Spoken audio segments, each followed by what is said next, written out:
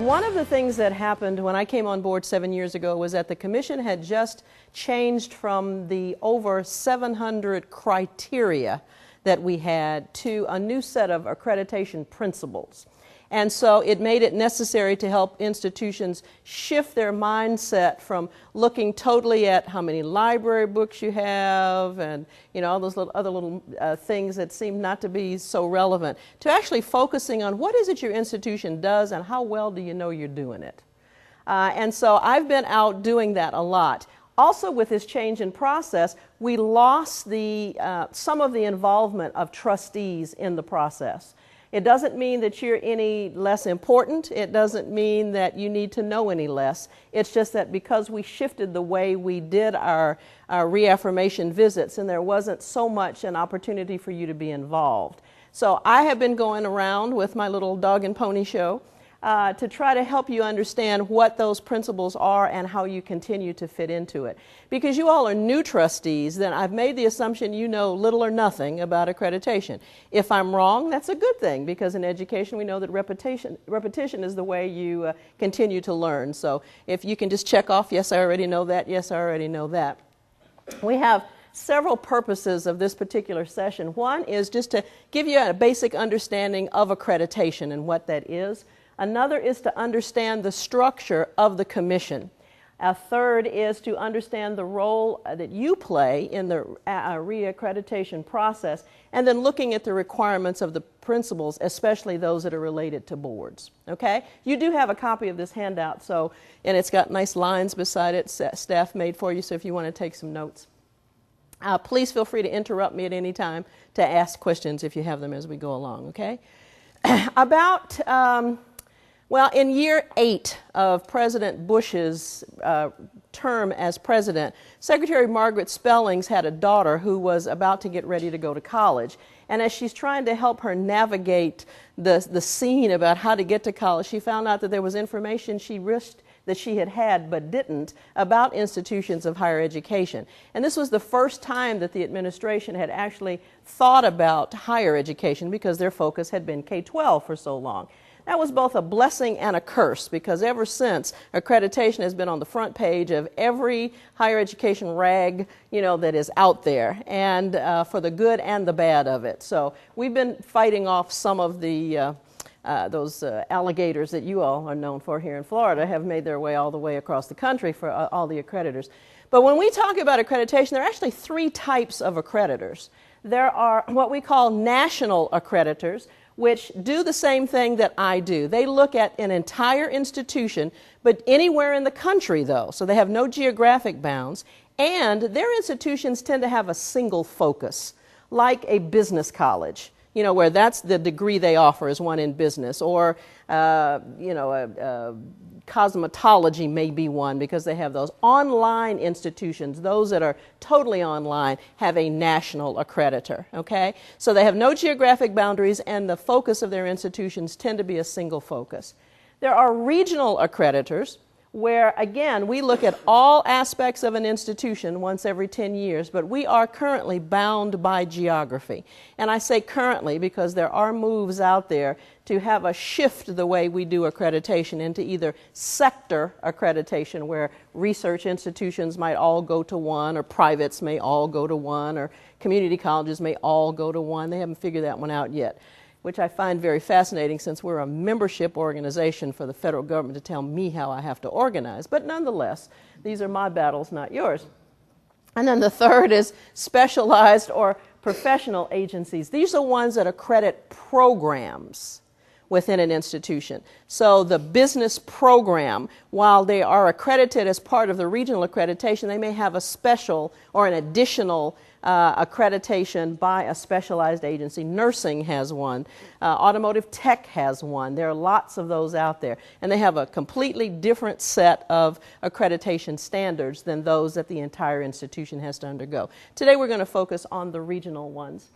Regional accreditation is comprehensive. We look at everything from soup to nuts, starting with the board and how many you have and how they get on there and how can they be put off and what is the process, to how do they hire the president, to the qualifications of all the staff, to the amount of money that you have, to your curriculum, your support services, your library, everything that you do. That's why we only come in once every 10 years, because it's a full-blown, tell them everything you want to know about that institution, but we're afraid to ask. It focuses on institution-wide goals and processes and outcomes for the most part, not so much as the programs like a specialized accreditor do. We look at the big picture at the institution. We also are able to use the same set of standards for every institution we accredit because we use those standards as they apply to your mission and your purpose. Okay? As I said, we're regional in scope. Right now we have 11 states. Arkansas used to be a part of the southern region, and about 60 years ago got PO'd about something and took their toys and went to the Higher Learning Commission instead. So we have 11 states from Texas up to Florida. I'll show you a map in a minute. We have much of Latin America, and we now have a campus in Dubai. They had been a campus of the American Intercontinental University that was headquartered here in Florida, and then they decided they wanted their separate accreditation. So we actually have an institution now in Dubai. Interestingly enough, regional accreditation is voluntary. There is no rule anywhere that says that you have to be accredited to be in business. The caveat, however, is since the 1950s, when the federal government put out the GI Bill and they wanted to have a way to ensure that the money was being spent at a reputable institution, then we partnered with the federal government to say, if you have regional accreditation, then you can avail yourselves of federal financial aid. That kind of took away the voluntary sense of it, but there are almost 1,000 institutions in this, or organizations in this country that function without federal financial aid. Okay? It is non-governmental. While we have that partnership with the federal government, we are not a federal agency. We are a membership organization.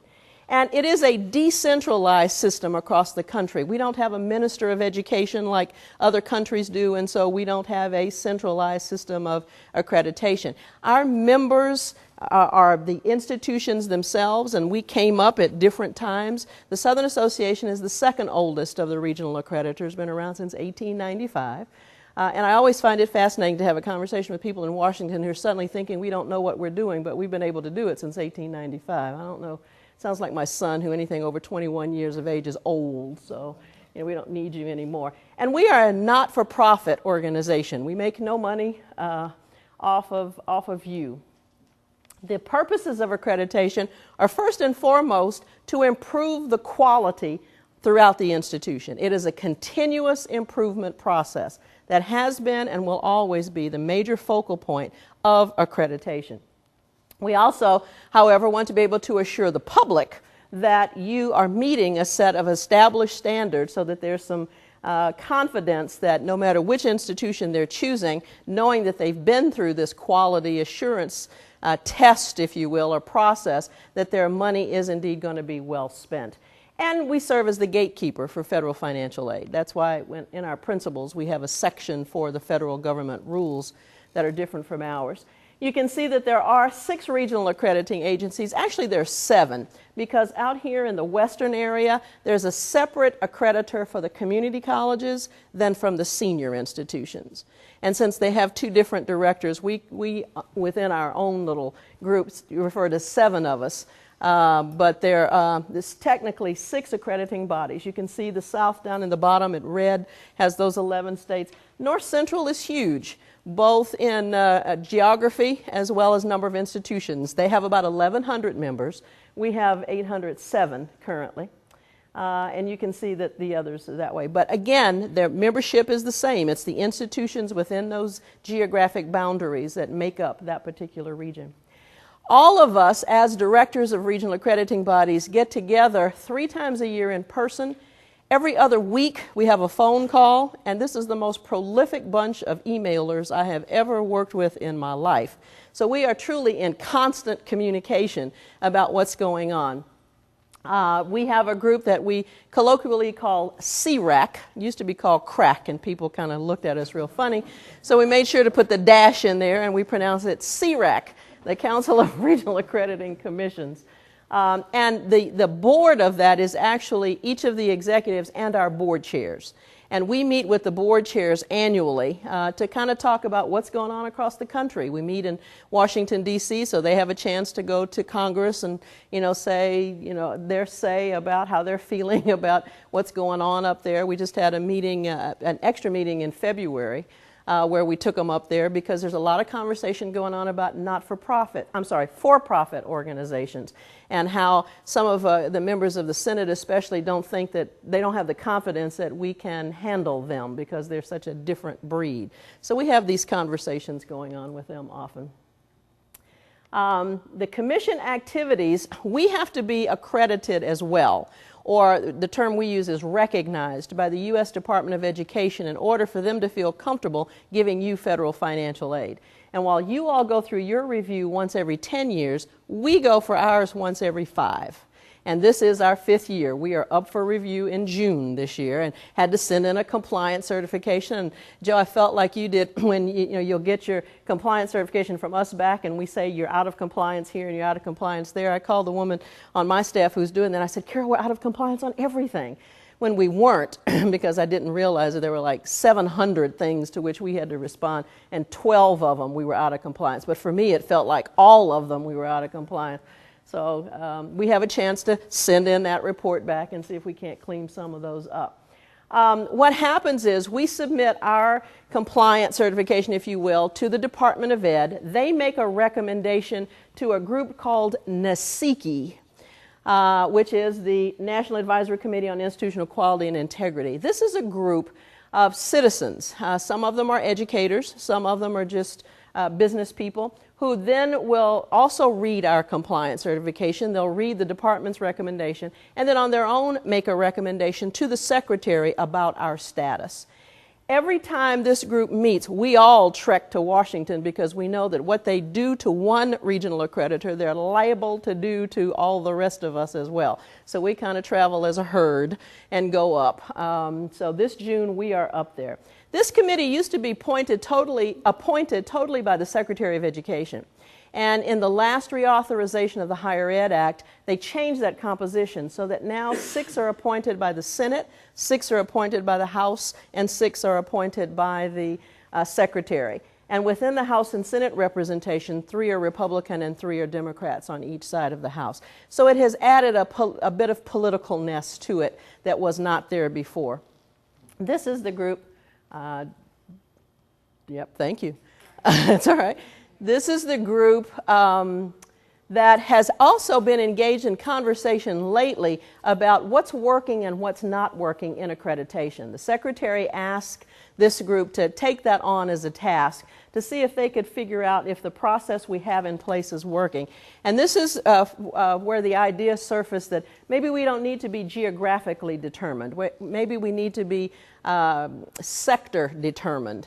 We have one person on that committee who said, why are we determined at all? Why don't we have just one accreditor? If we have 6, let everybody pick where they want to go to be accredited. I asked her about that, and I said, what precipitated that? And she says, well, I believe in free enterprise. I said, so you're trying to put me out of business then, because we have the reputation of having the toughest of the standards of all the accreditors. And her response was, well, if it's a race to the bottom, so be it. Yeah, I'm having fun in this job, as you can tell. But they then make a recommendation to the Secretary on our status, and then the Secretary says, yeah, you're good to go for 1, 2, 3, 4, or 5 years. So we're hopeful that it'll be 5 years. We have been recognized by the Secretary since 1955, with no break in recognition, and we're trying to keep that record going here. So I tell you that so that you won't feel badly about having to go through reaffirmation, because we do too. This is sort of new, actually. The parent organization is called the Southern Association of Colleges and Schools. Everybody knows it as SACS. And for 85 years, you all as institutions were members of SACS. And any decision that any of the commissions or councils made had to be ratified, if you will, by the SACS board. About 5 years ago, we changed that. And we now have 2 members of SACS rather than 5,000 members of SACS, because the Commission on Colleges now has the authority to make its own decisions without it going back to the big board. And the Council on Accreditation and School Improvement, which is CASE, or the K-12 group, also has that same authority for their decisions. So instead of you all being members of SACS, you're actually members of SACS COC. And we kicked off a new logo a couple of years ago, and we're trying to get everybody to start talking about SACS COC rather than just SACS. That's an uphill battle. If you try to change your institution's name, people are always going to remember that old name, and it's going to take them a while to get to the new one. That's okay. It makes a difference to us, though, when the press calls, because especially in the Atlanta area, we've had 3 of our local K-12 school divisions be in trouble, and I keep getting calls about, what's going on with Atlanta Public Schools? I have no clue. I work on the college side. You know, go call Mark Elgart. He doesn't know what's going on with Florida Central or whatever, you know. So, but that's a change. So you may see some of the, and I say this more for staff and trustees, especially since you all are new trustees and probably didn't know what we were called anyway. But some of the things that you'll hear us called are really not our official name. Our official name is the Southern Association of Colleges and Schools Commission on Colleges, or SACS COC, okay? Regarding SACS COC, this is our organizational structure. Every president of every one of our institutions makes up what we call the College Delegate Assembly. And we can make no changes in dues structure, in policies, in any of our principles or anything without the membership approving it. So every December we have an annual meeting of the membership, and if we have suggested changes to be made, then that's where they have to be approved. One of the more, well, 2 recent ones, this past December, we had to make a lot of changes to our principles because the federal legislation changed. And anytime the feds come up with new laws, then we have to adjust our principles. One of them said, for example, that you have to define or use credit hour, the definition of credit hour, as 1 hour in class and 2 hours outside of class to equals 3 semester hours for a course. Okay? We've been doing that anyway, forever, but we never had it written out. So now we have it written out, and if you use something else, then you've got to explain what that something else is. In our region, that's what we had been doing all along, so it was not a big pain for us. But another thing they came up with is, if you offer distance learning courses and students in Iowa decide to sign up for your course, you have to be approved by the state of Iowa to do business there. And you have to authenticate that the student who enrolls, wherever they are, is the same one who actually takes the course, takes the tests, and get the grades. So you've got student authentication as a mandate now, and you've got, what is the other one called? State authorization is the other one. So those are things that the federal government have imposed upon you that we have to monitor. So we had to come to you, even though it was kind of pro forma, for you all to approve, yes, we agree that we'll live by those things. So those were changes that happened. The year before the change that happened was SACS CASE, that K-12 group that was there a little while ago, used to be in our building. We've been in that building 23 years. And they decided to move out and build their Taj Mahal out in Alpharetta. And so we had room in the building now that we weren't scrunched up, you know, we could do some more things there. And our board decided, you know, real estate prices are low, interest rates are good, this is the time to buy the building. So we need to go to the membership and ask them to approve a one-time dues increase in order to buy the building. Well, we couldn't do that without the membership approving it. So we went to the membership and they did, and thank you very much. We paid that building off in 12 months. And we just renovated it, and I invite you to come visit and to send us a picture that we can put on the wall that represents your area. That College Delegate Assembly approves or elects a board of trustees that has 77 members on it. I want you to feel good when you go back to your board meeting with your 5, 7, or 9 board members, even your 25 that Butler had, and we have 77 board members. They also elect an appeals committee. The only time we activate the appeals committee is if we drop a member institution, because they have the right to appeal that loss of privilege, if you will. But the membership elects both of those. The 77-member board then elects an 11-member executive council to whom I report directly. Those other what is that, 64 members, make up what we call the C&R committees. They're the ones that actually read all those compliance certifications in committees and then have to come back and, as a group, approve all those actions. But this is the structure. I want to talk about that 77-member committee, board rather, for a minute. I mentioned that the Assembly, this still says 804. We just took in 3 new members in December, so we have 807. I'll have to change that.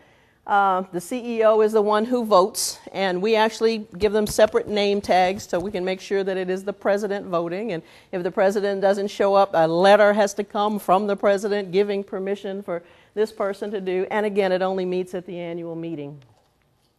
Those 77 people we call trustees. 33 of them are from 3 of them rather are from each state. There's one person elected to represent what we call level 1 institutions, which have historically been the community colleges, and then 2 people to represent all the other institutions. Florida is creating a challenge for me because you all are losing all of your community colleges. So we don't know whether that means you're going to be short a member on the board, or if we're going to add a member to the at-large pool, which is the rest of the pool. But that's the first time that we've had to deal with that. Thank you so very much. There is also one public member from each state, and it is the presidents within the state who present the slate from that state to be put on a ballot for the board to elect. Okay, so my staff, no other state, tells us who to put on. The presidents get together and say, okay, it's time to elect somebody. Who do we want to put on the ballot for which position?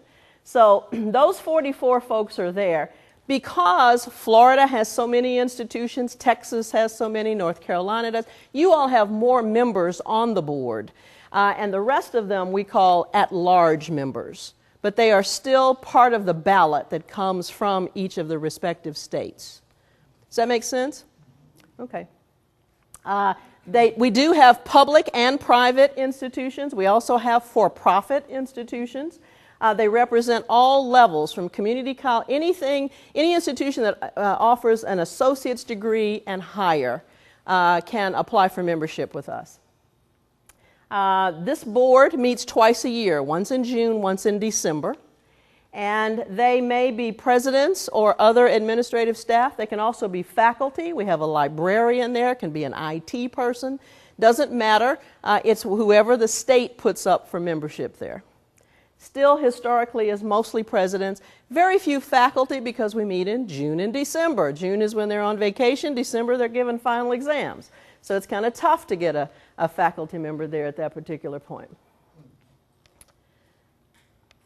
The Executive Council is 13 of them, one from each of the 11 states, a public member, and then the chair. The chair is a non-voting member, so we don't penalize a state for the fact that the chair happened to come from their state.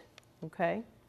The Appeals Committee, as I mentioned, is the one that we call upon when we drop a member from an institution from membership. The C&R committees are those 64 commissioners who are board trustees who are not on the Executive Council, who actually sit in committees and read all of their visiting team reports that come through for that particular semester.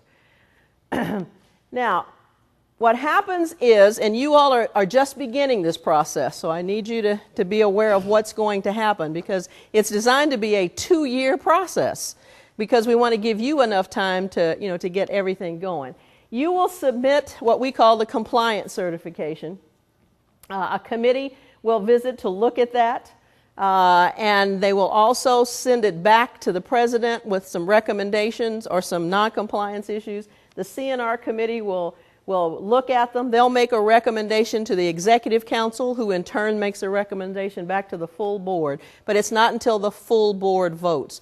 Now, because of conflicts of interest, nobody from Florida is ever going to vote on a Florida institution's actions.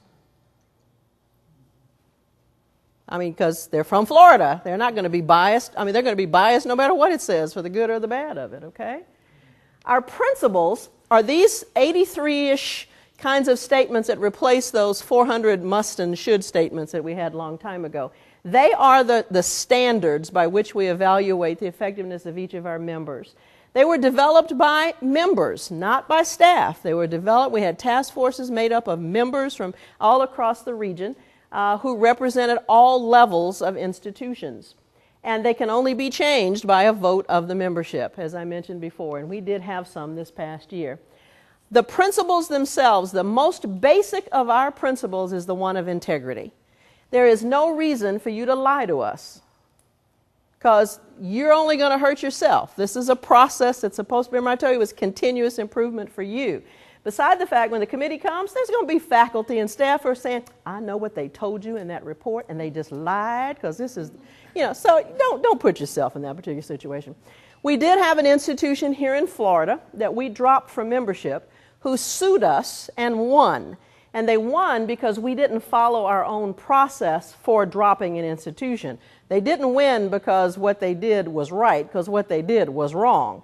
And what happened was they sent in their compliance certification, and they had done what we ask all institutions to do: talk to each other. This is not rocket science. Find out what that other school is doing, and if they're doing it well, then you start doing it. But they put a report from one of the institutions with whom they corroborated into their report and left the name of the other institution on it. So the board went bonkers right there. They said they lied to us. They didn't do a good job of lying. They left the name right there. So you don't need, you have signed on to this membership organization saying that you're going to trust the people who come in to do the right thing by you, to evaluate you appropriately, and to give you some suggestions on how to get better. And you're going to open up your doors, the good, the bad, and the ugly. Okay? Otherwise, if we find one thing that is suspicious, it's going to put a pallor over everything that you have submitted to us. Okay? So that's a biggie. That's so big, it's a section all by itself. Then we have a bunch of core requirements that are probably as close to what we used to have as must statements, those gotta haves, as we used to have. And they cover the areas of governance, of administrative structure, mission, curriculum, and all those other areas. Okay? There are only 12 of them. Then the rest of them are comprehensive standards that elaborate on those 12. Let me give you an example. 2.5, I think it is the one that says the institution has to have a strategic planning process. It's got to happen. You just have to have a purpose and know how you're going to, what you're planning to do and how you're going to get there. The comprehensive standard that's related to that says every unit within the college has to be involved in planning. It has to have a purpose. It has to have a reason for doing things. It has to have outcomes, and they have to be assessed. So the core requirement is an institution-wide one, where the comprehensive standard is more a unit one. Does that make sense? Okay. We have a core requirement that says that you have to have a quality enhancement plan that is going to, in essence, identify those things that you expect students to be able to do when they leave you, and you've assessed whether they can, and you've made changes based on your assessment data. Well, when we first put that in, because the first time that what we call QEP is reviewed is when the committee comes, you didn't have a chance to clean it up like you did some of the others. And so we were letting you slide and be reaffirmed even if you had recommendations in 212. In any of the other core requirements, if you get a recommendation, you automatically are unavailable for reaffirmation. Your accreditation can continue until you clean it up, but you won't be reaffirmed for the 10 years. We were making that exception with 212, and then when we went for recognition, they said, make up your mind. It's either a core requirement or it isn't. So rather than penalize the institutions, we added a comprehensive standard that had all those little piece areas that caused consternation, like you didn't involve enough people in the process, you didn't have the outcomes, your assessment strategies were lacking, all those little things that would have gotten you in trouble before. Rather than hanging it on the core requirement, we hung it on the comprehensive standard. So you could have an adequate plan even though it had some holes in it. Does that make sense? Okay, good. Hello? There we go. And then there's some federal requirements. Now, some of our core requirements and comprehensive standards are also required by the feds. But since we already had them in place, we took ownership of them and said we'll keep them. But there's some other things that we want you to be sure to know that we're not asking you to do this. The federal government is asking you to do this, all right? The student achievement one. We have not been doing anything with graduation rates because every institution is different. Every institution has a different graduation rate, and to come up with a flat graduation rate to which everybody had to meet was going to be catastrophic, because even if I said 20% of your students, I'd lose most of my two-year colleges. I'd lose some four-year colleges if I even put a 20% graduation rate in there. So we've not done, but the federal government wants to know how many students did you graduate, how many got jobs, how many passed the licensure exam for their particular area, whatever. They've also got a complaint policy. You have to have a complaint policy. It has to be in writing. And when the team comes in, you have to show them a log of how you dealt with those complaints. Okay. It also says that you have to have our organization's name, address, and phone number there, so that if students don't like what you do, they have someone to whom they can complain. Do you think I would willingly put my number in your... No. So that's why we want to make sure that you understand the federal government is the one that requires those kinds of things. And I mentioned student authentication, credit hour, and state authorization that just came through. Now, the reaffirmation process, this is the one that's the 2-year process, where President Pickens and I met in January. 2 years before the process begins, we used to go out to each individual institution, and you had this big assembly of everybody in the school, and we explained what was going on.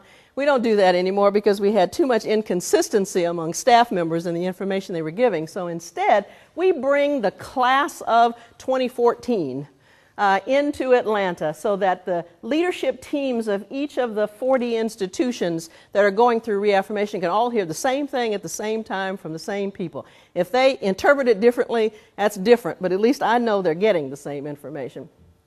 And they then go back, and 9 months later, it's kind of like a pregnancy, they have to deliver a compliance certification. This is where you go through and you look at those 83 principles and say, here's how we comply to each one of these. That's what staff is busily doing now at St. John's. They are reacting to, to show all the documentation to demonstrate how they're in compliance with our principles. They will send that back to me in Atlanta, and we have what we call an off-site committee. Actually, we have 13 or so off-site committees made up of 20 people each of your peers.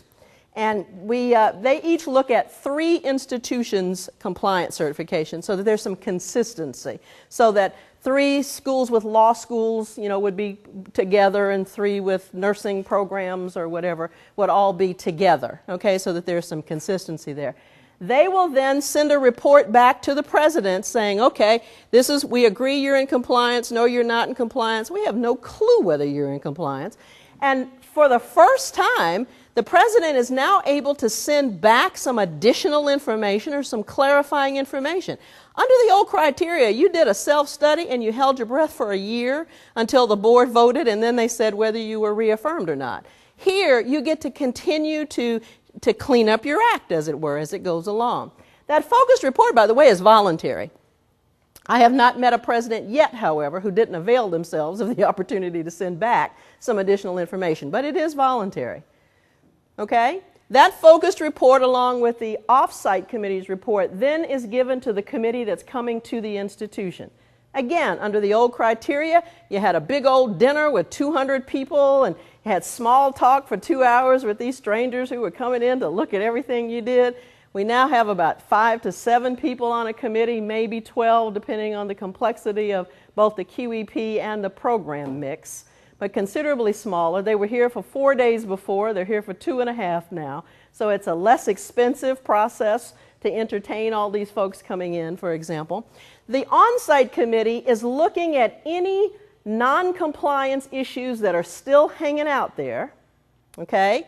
They are looking at about 14 items that the Department of Education wants us to look at in person, not just do a paper review. But more importantly, they're coming to look at the QEP, because this is the first time that the Quality Enhancement Plan has been reviewed. Okay?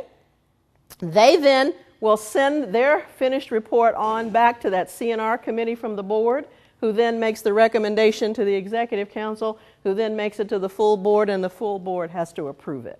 That's why it takes 2 years, because remember, the board only meets twice a year, June and December.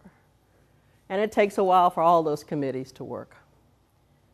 But the institution is working all 2 years' worth, because once they send in the compliance certification, then they have to go back and focus on that QEP and get ready for the team that's coming to the institution. Still with me? Okay. I just want you to have pity on these folks for the next 2 years for all the hard work they're going to have to be doing here at St. John's, and understand when they come to a board meeting and tell you where they are in the process, what they have found out by doing that compliance certification. Okay? I don't know when Daytona's up, if it's soon or they've already been, yeah, but the same kind of thing, okay? That you have an understanding of what the scope is of this bad boy, because it's big. It's everything that goes on. I mentioned the QEP. 212 is the core requirement, and 332 is the comprehensive standard that looks at how well the institution is doing what it says it's going to do, that you've assessed how you're doing it, and that you've made changes based on it. Again, beginning with the Bush administration, but continuing into the Obama administration, this idea of accountability and open access and transparency is still very real. This is the way SACS COC gets at the assessment piece, okay? That you've identified student learning outcomes, that you've found a way to assess whether students have achieved those outcomes, and you've made changes based on the results that you have. It's easier to show initially in that QEP, and then that spreads to other institutions. Let me tell you an example of one of my favorite QEPs, and it came from a community college in Mississippi. Mississippi is one of the poorest states we have in the country. They are at the bottom of the scale on just about every measure you can imagine, but they are working hard to change that, especially in the economic development area. They know that the people have to be educated in order to be able to bring jobs that pay well. So they were looking at their institution. They found that with the data that they had, that students were not finishing the basic intro to math course, the college level math course, but it was a feeder course for every program at the institution.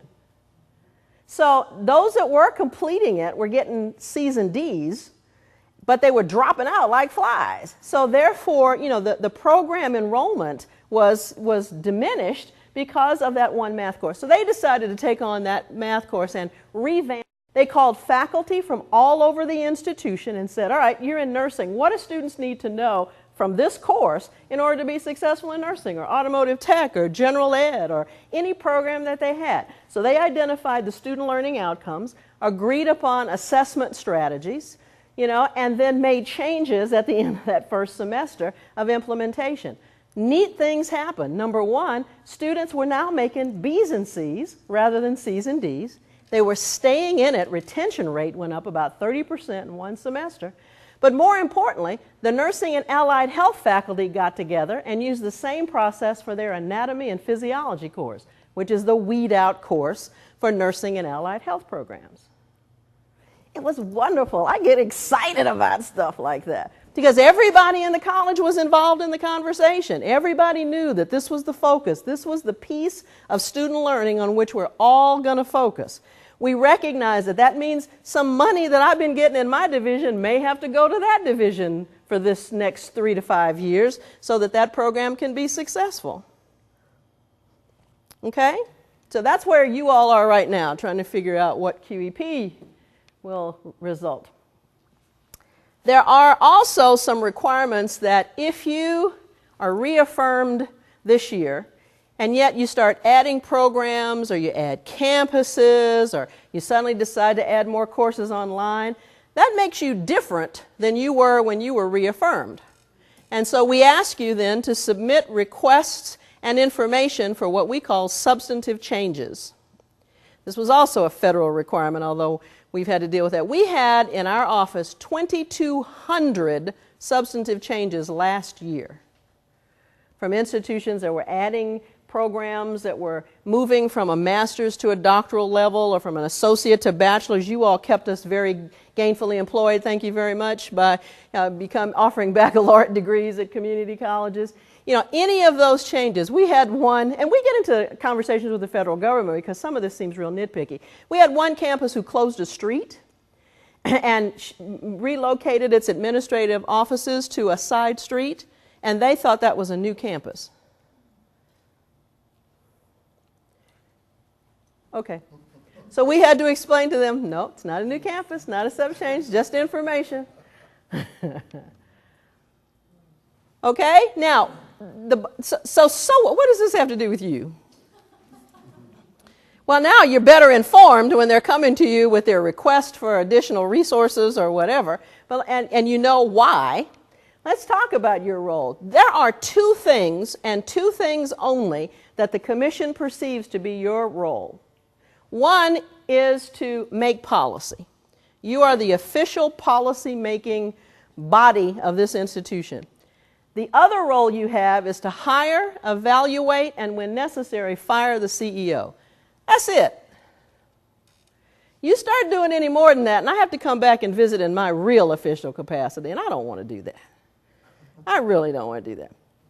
We've had several boards, none in Florida yet, who have people who, because you all run your own businesses, it's tough sometimes to sit back when you know a better way of doing something or a more efficient way of doing something and don't tell the president how to do it. It's tough not to do that sometimes, and we recognize that, but you got to resist because you're paying him or her good money to earn that job, okay? You have a company and you want a contract, with the college, and you just say, boy, I can do this. When you become a board member, you give that up unless it's a sealed bid process. Then it's okay. So when the board starts overstepping its bounds is when we have to send a team in and come down and visit, okay? This is the two things that you do. You make policy and you hold that CEO responsible for carrying out that policy. You evaluate them on whether they've done that, and if you don't feel they have, then you get rid of them and find somebody else who will. Okay? It doesn't want to move. There we go. We have a policy that says, this is a comprehensive standard, that says there are clear and appropriate distinctions in writing and in practice between the policy-making function of the board and the responsibility of administration and faculty to implement that policy. That's where I would have to come back and visit if you start overstepping your bounds. Okay? Because there is a difference. We have curriculum issues, for example. In our faith-based institutions, we've got one going right now about Shorter College, and any example I give you is already public information. They had a group of protesters out today while the team was visiting there because Shorter has put in a policy that they're saying every employee has to sign that says that they're not gay, that they don't believe in same-sex marriage, that they won't engage in premarital sex, that they won't drink. I mean, all this behavioral modification stuff that the state could never get away with, but private institutions can do that. Okay? When we go in, we look at those policies. If the board has a policy that we will not teach creationism, for example, and a faculty member comes in with a proposal to offer a course in creationism, because there is a board policy prohibiting it, then the board can say no. If you don't have a policy that prohibits it, or if it still fits in the budget, then you kind of don't have any grounds on which to stand about not approving policies. As long as it's gone through the administrative structure and the process that you've outlined, in your policies and procedures, then you're kind of stuck with that one. But that's one where some boards go awry with saying, changing, we don't need a psychology of women course. Okay. We look at the structure and the status of the board. Do you have the legal authority to do what you do? Usually with state institutions, there's enabling legislation that created you in the first place. If it's a faith-based institution, then the church has a policy or something that, an imprimatur on which they put to make you exist, but do you have the legal authority to do that? Also, states now require for you to do business in their state, you have to be approved by the state in order to do business as well. So we look at that as well. You have to have a minimum of 5 members. You can have as many as 500 if you dare, but we don't have a top limit, but we do have a minimum level of 5. And that you're not controlled by a minority of board members or by organizations or interests separate from them. I went to an institution in Texas that was doing a presidential search, and there was a local group that wanted a Hispanic president in that, and so they lobbied the board, and one of the board members went to the staff and said, you got to do this, you got to make this happen. Well, I had to go in and visit and say, you haven't lost your individuality. You're still entitled to your opinion, but you can't do what you would do if you were still an ordinary citizen because you've got authority over this institution. Okay? The governor of the great state of Texas, when Texas Southern University went on probation, wanted to get rid of the board. They should have known that the president was using state funds to do her house up. What happened was the presidents at many universities get a housing allowance or a house. Well, she didn't have either, but she used her house to entertain, to raise money, for the institution. And so she wanted some money to renovate part of her house. And instead of going to the board saying, could you give me a little money to do this, which seemed logical to me, she just had her VP of Finance write checks. $180,000 for landscaping and $40,000 for new china, just, sure. Well, that's misappropriation of state funds, y'all, okay? So the governor said board should have known about this, wanted to get rid of the board and put in an overseer that would report directly to him. Somebody thought to call me and say, can he do that? I said, I am not about to tell the governor of the great state of Texas he can't do that. But I will tell him if he does, I'm going to yank the accreditation away from that institution because we have a policy that says it has to have 5 members and it has to be free from outside control. I took on the governor of Florida of recent regarding FAMU because he publicly came out and said that President Ammons should be suspended. Well, President Ammons maybe should have been suspended, but that wasn't the governor's call, it was the board's call. And so I politely wrote him a letter that reminded him that he appointed that board and he needed to let the board do their job. And if the board decided President Ammons should be suspended, then President Ammons should be suspended. But if they did it because he said so, then I was going to have to come in and he would jeopardize their accreditation. We are very serious about the fact that even though the governor appoints you, he's got to leave you alone to do the job that he thinks you have the ability to do, or he wouldn't have appointed you to these positions. And so that gets a little hairy sometimes, especially if you're up for reappointment, because you don't want to do anything that's going to get the governor's attention, so he won't reappoint you.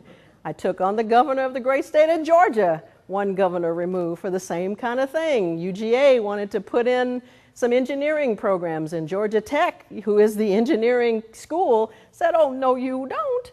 Well, so the governor called in board members and said, now don't forget, I appointed you. And I'm going, with all due respect, the governor runs the state of Georgia. You run the Georgia Board of Regents. And if it can be shown that you made a decision because an outside influence came and told you you should do it, then you're going to jeopardize, in their case, 33 institutions' accreditation and ability to avail themselves of federal financial aid. So see, I do work for you. So I'll come to Florida anytime. You have to have policies that define the role of faculty in governance and academic matters. Because we have a principle that says the faculty is in charge of the curriculum. That's why you hire them, because they are the content area experts in those fields. So they need to be the ones to come up with the curriculum. And it would be inappropriate for a board member to say, I was sitting home this weekend and I thought of this great program that we need to put in place. No, no, no. You might suggest that the president look at this and maybe pass it on to the faculty to see if it fits into the mission and the budget, but you don't come up with those.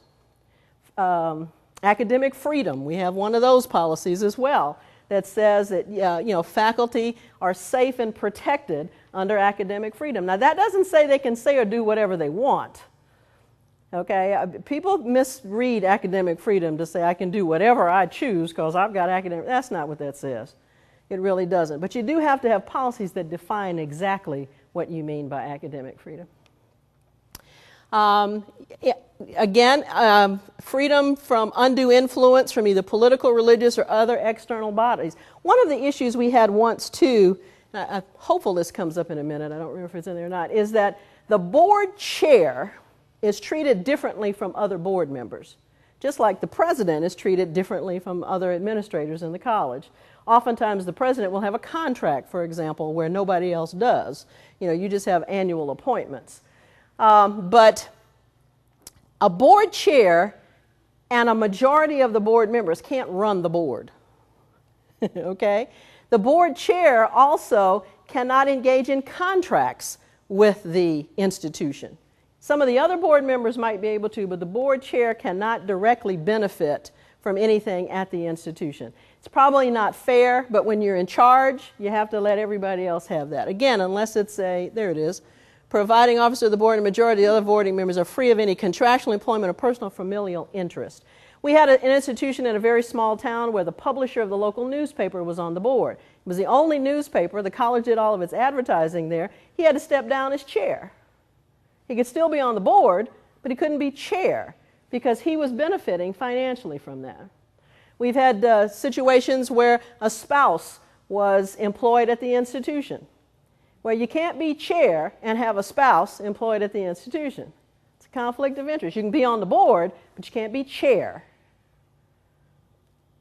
Okay? Again, you have the responsibility for the selection and periodic evaluation, and periodic is not once every 25 years. We have had presidents historically who were never evaluated while they were president. Okay? Periodic is a little more often than that for us. We don't define it, but trust me, it is more often than 25 years. And when we come in, we want to see that evaluation. Okay, not just the form, but the evaluation, and on what grounds are you keeping this person around. You need to have a policy that shows how board members can be dismissed and for what reasons. And even though you're appointed by the governor, there's got to be a reason why the governor would either dismiss you during your current term, which is really what we're more concerned about. The fact that you're not reappointed for the next term is different, but during the term for which you've been appointed, if you are dismissed, there's got to be a fair process and there have to be legitimate reasons. And you all are safe on that one because President Pickens just showed me your policy. Okay? You also have the fiduciary responsibility for the budget. And so there's several of our requirements to show that there's enough money to keep the institution going, that you have the appropriate financial statements that you provide. Okay? There are other institutional issues that arise, though. We look at student success and the planning and assessment. We look at remedial education. We're starting to look at completion and graduation rates and retention rates and transfer rates. I just served on a committee that Secretary Duncan put in place called the Committee on Measures of Student Success. They were looking for things that community colleges could use to assess their effectiveness rather than just graduation rates, because most students who go to community colleges don't go with the intent of graduating. That doesn't mean that community colleges aren't effective, but we needed to be able to show ways in which they were. So movement through the developmental curriculum, for example. Students who do transfer, because in Washington in the data system they were only counting first-time, full-time freshmen. Well, most students who start at a community college, they're going to be first-time, but they're not going to be full-time. You know, so they're not accounted for. Students who earn an associate's degree and transfer may never be counted in the system if they started as a part-time student, because they're not counted at the community college and they don't count transfers at senior institutions. So it's nuts. So the numbers that you hear about, you know, all this, they may not be real numbers when half the population is not even included. So these are the kinds of issues that we encourage board members to ask about when data's coming forward. When you're looking at a budget, with my senior institutions especially, because athletics is king everywhere in the South especially. Okay, I love athletic times though, because I've got both the ACC and the SEC, so I don't lose, it's okay. But nonetheless, athletes are students first, and your budget concerns should be something more than just athletics. And these are the kinds of questions to ask. what is our graduation rate? Do we have students who have transferred into us, and are they being successful? Okay, are they getting jobs? Not necessarily in their field, but are they getting jobs? Hopefully in their field. Do we have a developmental or remedial program, and are students staying to go into college level courses? Because really, that's where the largest amount of your budget is the curriculum. When you look at faculty salaries and the support services that support it, not athletics. Nationally, again, that graduation or completion agenda is out there. The Lumina Foundation had the goal 2025 that said by then 60% of adults would have earned a degree. President Obama picked up on that one and agreed with it. So you've got a lot of people asking what does happen to your students when they leave? Are they employable? You've got legislators that are saying, I've been giving you all this money and I don't know whether it's worth anything or not. Give me some data back. Some of them are looking at paying faculty salaries based on how many students graduate or how many enroll. The cost of higher education has gone up largely because state and local subsidies have gone down. I mean, the cost to students. Nobody wants to talk about that. It's always the institution's fault. I'm very quick to defend you. I want you to know that. Remedial education is still a big deal because legislators are in essence paying for education twice. They're paying for it when they were in K-12, and now they're paying for it again. One of the ways to get rid of that, I think, though, is for college faculty to actually talk to high school faculty, because high school faculty often think that this may be the level of education that the student needs when colleges are expecting them to have a skill set up here. And so the remediation is not that they didn't learn it, but they were never exposed to it, so how could they learn it? Not that they forgot it.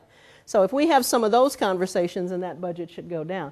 And then for-profit institutions are also out there because the amount of money that federal financial aid has spent over the last 5 years has doubled in that time, and the largest percentage of that has gone to for-profit institutions who are the smallest sector of higher education.